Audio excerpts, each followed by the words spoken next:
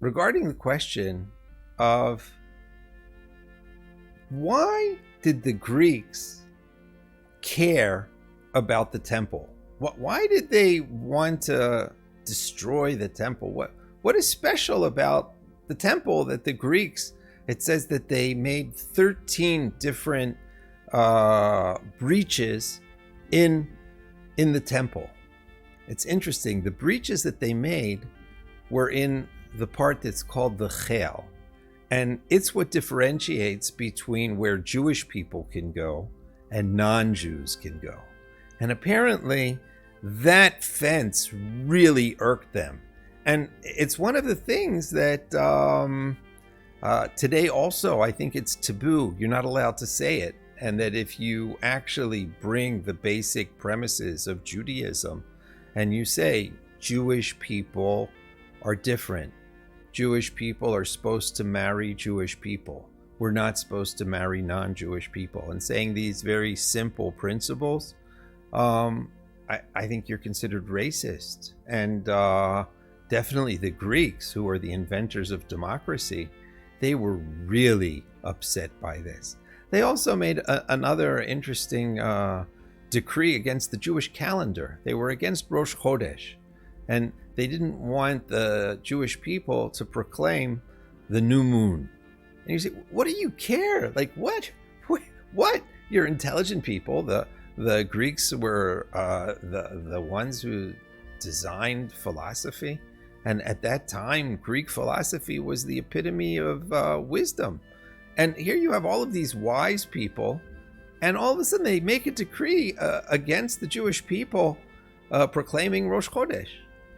Because this is also part of the same idea of democracy. The Jewish people are the ones. You need 3 Jewish people who are leaders of the Jewish people sitting in a high court in Jerusalem to decide whether or not it's a new month or not. That's how time is decided. Time is decided by the Jewish people. Well, what if you're someone in Greece, in Athens, and you want to proclaim it? And you don't happen to be Jewish, you don't believe in God, and you just want to proclaim a new month. Sorry, it doesn't work that way. And it's a statement that the Jewish people are defining time. And it's a time, space, Jew continuum. Oh, that's ridiculous. That's so anti-scientific.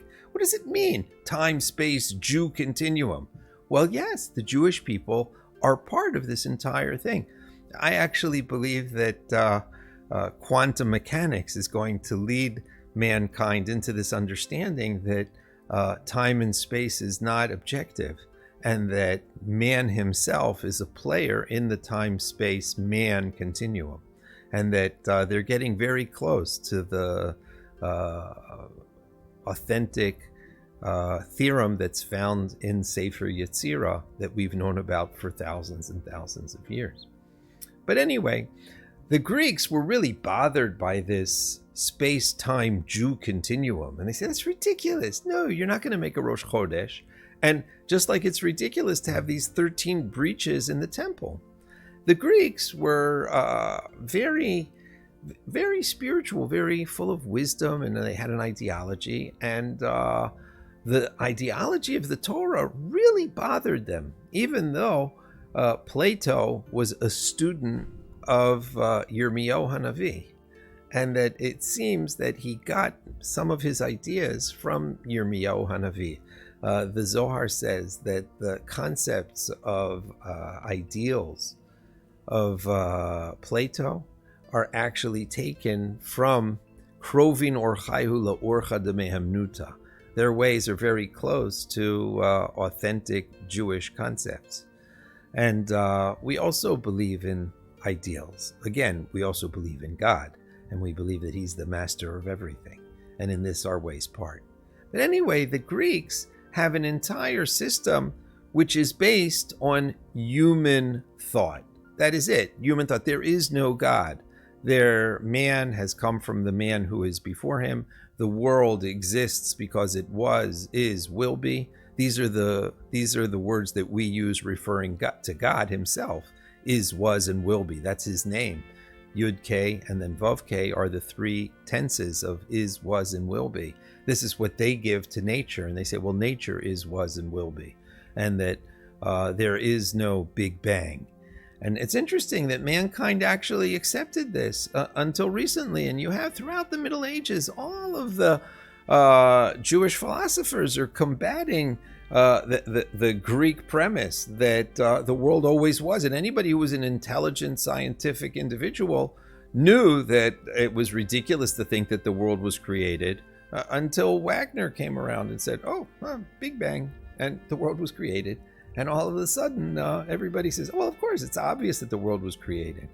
And that was one of the things that we now have, that no longer Greek philosophy is ruling over modern man.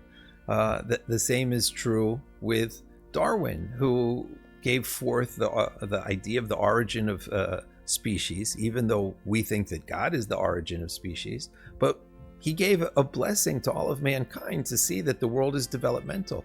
These two concepts, that the world is developmental and the concept that the world is created, these go hand in hand with our Jewish Kabbalistic understanding, and they are antagonistic totally to Greek philosophy. Because in Greek philosophy, the world was not created. And in Greek philosophy, the world is not going anywhere. It just was, is, and will be going nowhere. And a premise of Judaism is, no, that's not true. The world started in one place and it's going to another place. And it's the job of the Jewish people to kind of get and coach the rest of mankind to get the show together so that we'll be able to bring the world to its fruition. And the world will be a better place to live in. Thanks to Darwin, everybody now believes that the role of mankind can be instrumental in improving the world. And we have all kinds of beautiful nonprofits that are in favor of improving the world. And all of the Greenpeace and all of the atmospheric involvement, everything that all of the movements, and if it's for medical improvement, if it's for the improvement of social status, all of these, they're all part of something that all of a sudden mankind came to the idea, oh, look, the world is developing. So let's be part, let's develop it. This is what the Jewish people did. This was what the temple was about. The temple was a statement that the Jewish people can bring God and man together, and that man can evolve, can improve, and that we can go from one step to another step and reach a wonderful situation of a harmony of all of man with Hashem. This is something which is just totally antagonistic to the Greek spirit, that we're not going anywhere. Things just are. And that we're just a bunch of protoplasm subsisting in continuum. No. This is a statement that the Jewish people are making that is just so diametrically opposed to Greek philosophy that the Greeks are willing to wage war in order to bring their philosophy to the forefront. And it's interesting, even though they were very malicious and even successful at first, now with a perspective of history, we kind of look at the Greeks, and anybody who has any kind of elementary education kind of laughs at them. Why? They didn't know the Big Bang? Oh, they didn't know that the world was created? Oh, they didn't know that the world develops? Oh, they're so stupid. And soon there will come a time when people will also, it'll be very clear to them that there is a God in heaven, and he created the world for a purpose, and he created the Jewish people to convey this purpose to mankind. The temple is the pinnacle of this, and this is what's going to happen in the future very near.